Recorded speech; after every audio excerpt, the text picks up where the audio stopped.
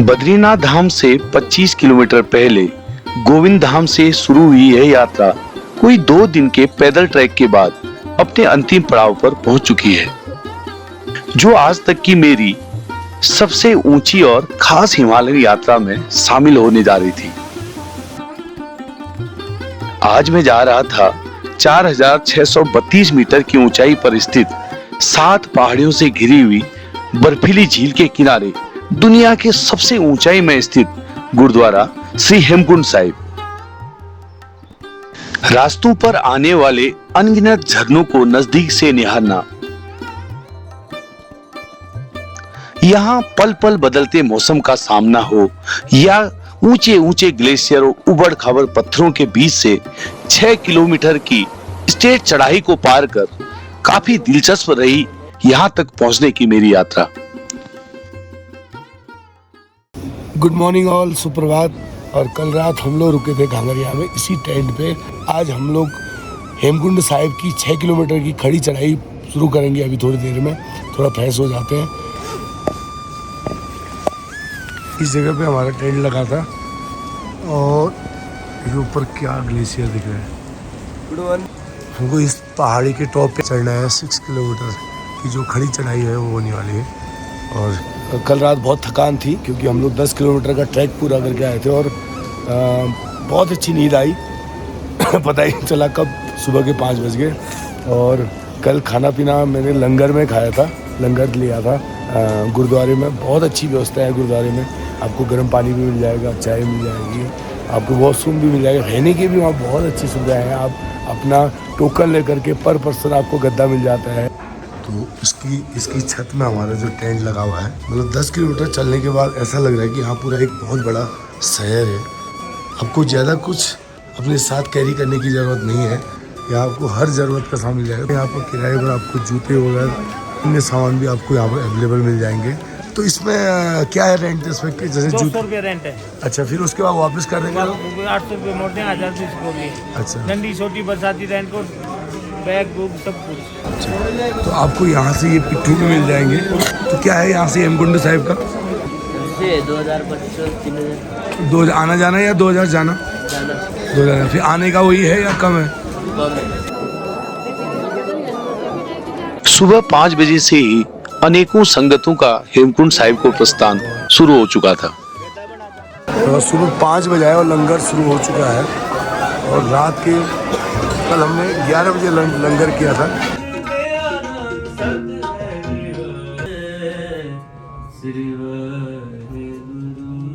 हमने भी गुरुद्वारे में लंगर प्रसाद ग्रहण कर अपने ट्रैक की आगे की शुरुआत शुरू कर दी।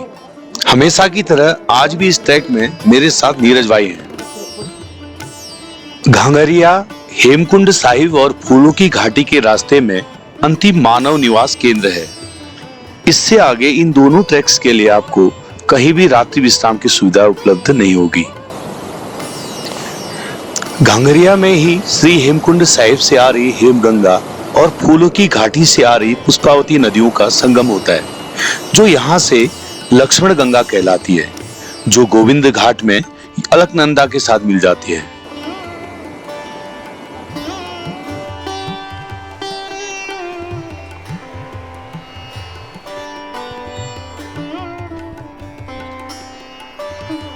घांगरिया से थोड़ा हम आगे चलते हैं तो यहाँ पर से 2 रूट कन्वर्ट हो जाते हैं। एक रूट जाता है फूलों की घाटी को, एक रूट जाता है हेमकुंड साहिब को। तो अभी हम लोग हेमकुंड साहिब जा रहे हैं, तो नेक्स्ट डे हम लोग फूलों की घाटी जाएंगे।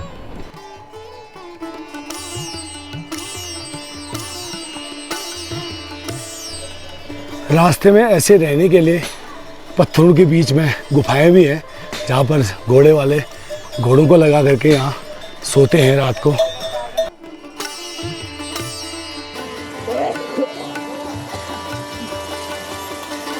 आप कहाँ से हो? हम लोग पिथौरागढ़। सर आ सफर से। सफर बहुत सब फर्स्ट टाइम है हमारा। फर्स्ट टाइम है, एंजॉय हो रहा है? हाँ, ये बढ़िया।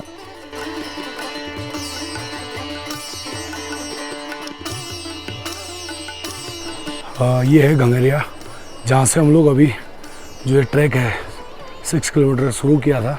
अभी हम लोग कम से कम 3 किलोमीटर ही चल पाए हैं और हमको कोई जाना है ऊपर टॉप पे।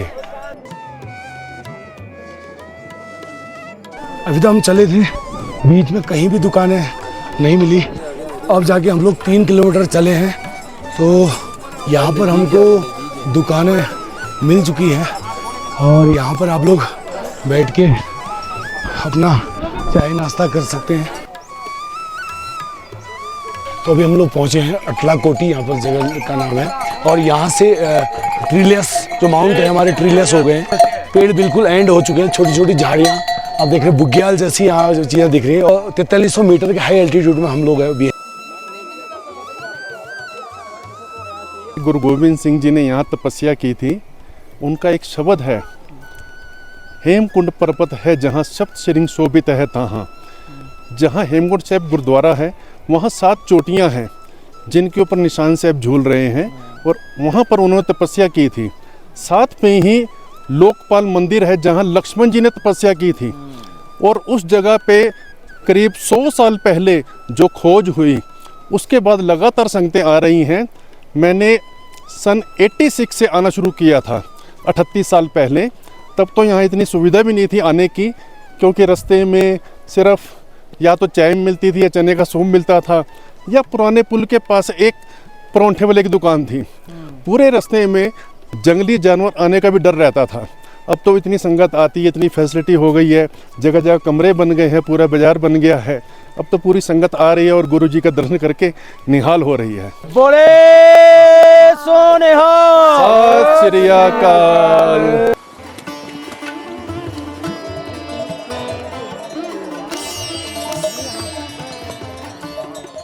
लगभग 4 से 5 किलोमीटर हम लोग अपना ट्रैक पूरा करके यहाँ पर पहुँचे हैं और यहाँ पर है ग्लेशियर के बीच के रास्ते से हमको सबको गुजरना है। मौसम एकदम ऐसा हो गया है, चारों ओर कोहरा लग गया है पूरा बादलों का और कुछ भी नहीं दिख रहा है, तो शायद यहाँ बारिश हो सकती है।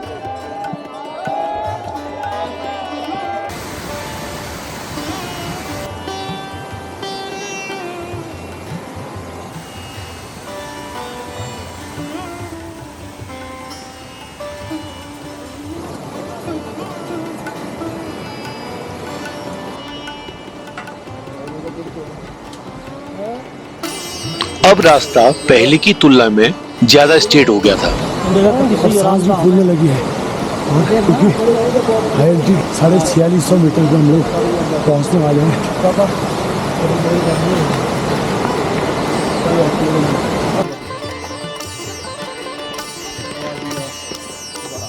यहाँ मौसम का कोई भरोसा नहीं है, कब चेंज हो जाए, तो अपने साथ रेनकोट और पोंचू हमेशा रखें।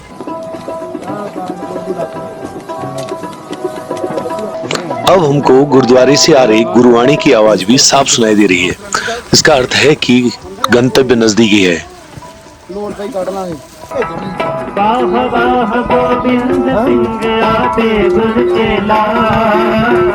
आखिरकार हम पहुंच ही गए हैं दुनिया की सबसे ऊंचाई में स्थित गुरुद्वारा हेमकुंड साहिब में। यहाँ पहुंचकर हमको यूं लगा कि हम अचानक ही लौकिक दुनिया से निकलकर उस अलौकिक दिव्य लोक में आ गए हैं, जहां पर आकर सारी थकान, तनाव और जिंदगी की उलझनें छूमंतर सी होती नजर आ रही थी। हेमकुंड का अर्थ है हेम अर्थात बर्फ और कुंड अर्थात तालाब या झील अर्थात बर्फ की झील। यहाँ से जुड़ी बहुत सी मान्यताएं प्रचलित हैं। ऐसा माना जाता है कि सिखों के 10वें और अंतिम गुरु श्री गुरु गोविंद सिंह जी ने पिछले जन्म में यहीं पर ध्यान साधना की थी। ये करीब 100 साल पहले 1937 के आसपास हवलदार मोदन सिंह और भाई मोहन सिंह थे, वो फौज में थे। तो वो काफ़ी टाइम से खोज कर रहे थे, क्योंकि एक शब्द है गुरबाणी में, गुरु गोविंद सिंह जी ने कहा था, अब मैं अपनी कथा बखानो तब सादत जह बिद में आनो, हेमकुंड पर्वत है जहाँ सप्त श्रृंग शोभित है तहाँ। तो उनको क्लू मिल गया कि जहाँ 7 चोटियाँ हैं वहाँ पर गुरुद्वारा है, जहाँ तपस्या की है वो स्थान है। तो काफ़ी खोज करते रहे। तो जब काफ़ी खोज की तो एक बार हरिद्वार ऋषिकेश से कुछ साधु निकल रहे थे, उन्होंने बताया कि हम लोकपाल जा रहे हैं। तो लोकपाल जहाँ लक्ष्मण जी ने तपस्या की थी तो वो उनके साथ हो लिए। तो जब वो पहुँचे तो वहाँ उनका मन निहाल हो गया। जब 7 चोटियाँ उनको दिखी, वो समझ गए कि यहीं पर गुरु गोविंद सिंह ने तपस्या की थी। तो वहाँ पे वो शिला भी है जहाँ गुरु गोविंद सिंह तपस्या की, तो वो वापस जाके भाई वीर सिंह बहुत बड़े साहित्यकार हुए हैं, उनको उन्होंने बताया कि ऐसे ऐसे हमने खोज की है। तो भाई वीर सिंह जी ने अपने साथियों के साथ मिलकर यहाँ पर निर्माण कार्य शुरू करवाया, लोगों को प्रेरित किया।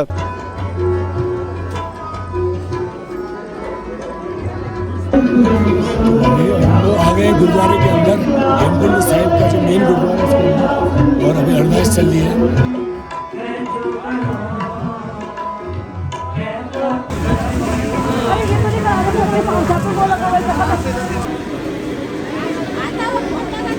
यहाँ दो धर्मों सिखों और हिंदुओं का अनोखा समन्वय मिलता है।